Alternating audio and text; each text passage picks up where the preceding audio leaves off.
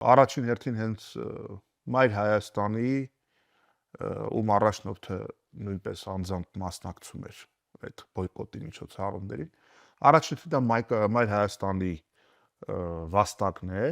որտեղ ի տարբերություն շատ տարաբնույթ քաղաքական ուժերի մենք գրեթե ողջ խմբակցությունով 3 ամիս շարունակ ամեն օր առավոտյան այդ սառնամանիքին եղել ենք տրանսպորտի մեջ եւ քաղաքացիներին կոչ են կարել բոյկոտի եւ սա տարել են եւ նաեւ առաջին դրա բերումով է որ 300 չմնաց դեպի սկզբանե 300 է անցկացրել դարձավ 150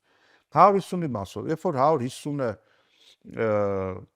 ֆիքսվեց իրենց կողմից էլի Մայր Հայաստանի առաջնորդի ջանքերով մենք արեցինք ստորագրավակ եւ Հայաստանի Հանրապետության տեղական ինքնակառավարման մարմինների պատմության մեջ առաջին անգամ 17000 քաղաքացու ստորագրությունով բերեցինք